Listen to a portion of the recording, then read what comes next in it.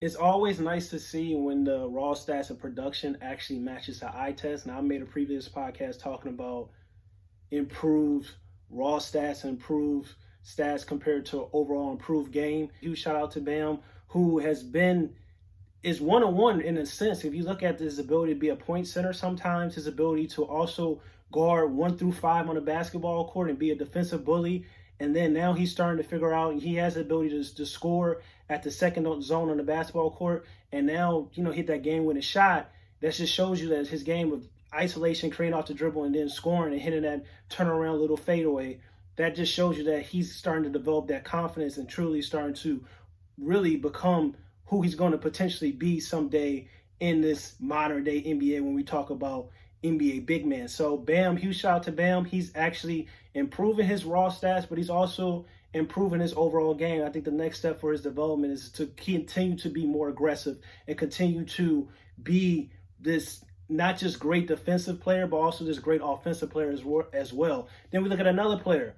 This is a guy, Julius Randle, who came into the league as a bully, a slasher, really worked off the low block, really bullying his way to the rim, slashing constantly 24/7. And over the course of his career and his development, he's become not just a bully anymore. Now he's a skill bully. This is a guy that his still best attribute is getting to the rim and slashing ability, but now he's consistent at not only the second zone on the basketball court, he's consistent on the third zone on the basketball court as well. He can create off the dribble and get his own shot. He has a fadeaway. He has a handle. Also can play the point forward position for the Knicks at times. He can lead them in assists, and he's helping his team win games. And he's being the best star on their team.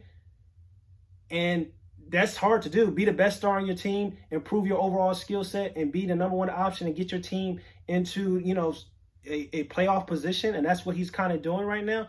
So major shout out to Julius Randle as well. He's improved his overall game. Those two players, Bam and Julius Randle, have really done an excellent job when it comes to improving their raw stats and also not just improving their raw stats, but improving their overall game, which is a very important concept in the NBA, especially when everything right now is so fast paced and everybody's scoring is up, everybody rebounds is up, everybody assists is up. So it can be hard to tell if a guy is actually improving overall. And this is why I'm always constantly telling people you have to watch the game and you can't just read the box score. You can't just go off a player who's averaging 30 and 10 and then people will be shocked like, oh, he's averaging 30 and 10. He's the best top 5 player. He's this and that, or he's averaging 25 and 8. And then sometimes in the playoffs, or he's averaging 20 and 7 assists per game. He's improved because his raw stats improved. That's not always the case, because then you get into playoffs and you look at some of these guys and you're kind of like, whoa, pump the brakes. Like, he can't do the same things he was doing in the regular season a lot of times because teams actually get after him on the defensive side of the floor and they play defense and they play hard 24/7. Another guy, Trae Young. This is a guy that people do not want to give him the credit he deserves because they had all these negative narratives coming about him in college. He's too small out of college. He's too small. He just shoots the ball. But this guy has the Atlanta Hawks in a top 5 position right now in the Eastern Conference. And he's proved his overall game, and talking about his passing ability also, which was already phenomenal. But what he's starting to improve and starting to get that, you know what? I don't always have to be a ball dominant player.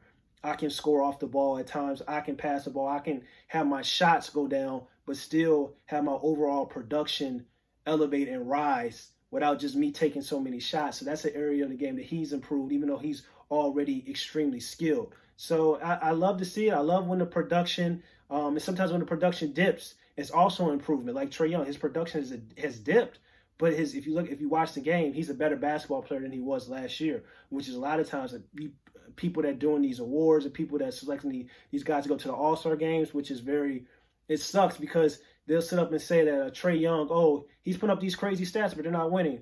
Now he's putting up lesser stats and he's improved his overall game and they're winning, and they don't want to give him an award. They don't want to select him to the All-Star game. So that's why I always tell people, don't just get caught up in the numbers. You actually watch the game, because a lot of times numbers do lie. And the last guy I want to mention, of course, is Jaylen Brown. This is a guy that came in as a athletic player. Then he turned into a 3-and-D player.